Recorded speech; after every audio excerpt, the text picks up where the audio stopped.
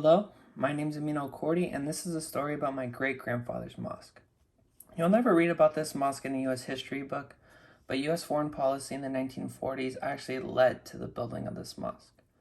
It's called Masjid el-Bilal, which is named after Bilal, who was the first person to ever call for prayer.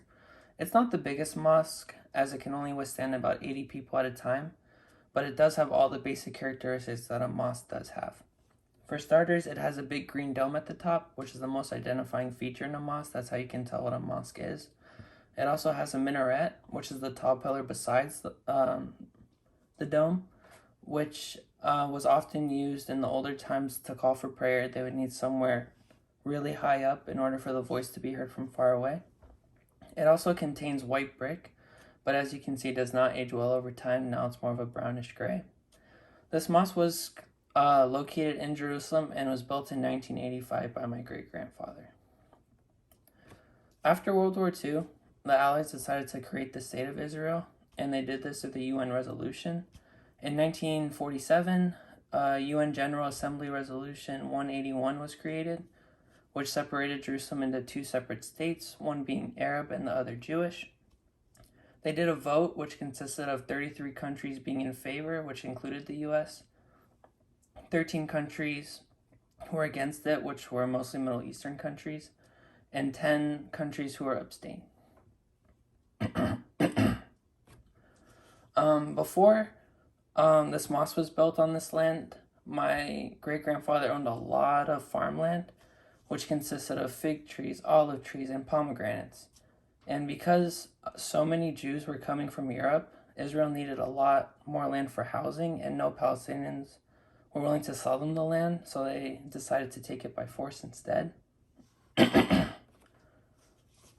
One of my great-grandfather's friends knew this was about to happen and told him, and in the spare of the moment, he decided to build a mosque on it. This only took about 24 hours for the building process to eventually start, as the entire community had volunteered and made donations, as they wanted it to be built as quickly as possible. And luckily, because they did, it was built really quickly. By the time Israel came to take the land, they couldn't, as it would have caused a really big scene in destroying a mosque. And it had already made the news, so destroying it would have caused a really bad reputation. So they decided to let the mosque stay, which meant that my great-grandfather could keep his land, but more importantly, he was able to finish building the mosque. And building the mosque was the most important thing to him, as it made him happy, but it was also because it would help his community out by giving them a place to pray forever. This is also really important in our religion, as if you build a mosque, you get rewarded by God greatly. Every time somebody goes into the mosque, you get good deeds. Every time somebody prays in it, you get good deeds for when you're alive and in the year after. So we also believe that whoever builds a mosque in this life, God will build them a palace in heaven. So it's a really big deal that he built this.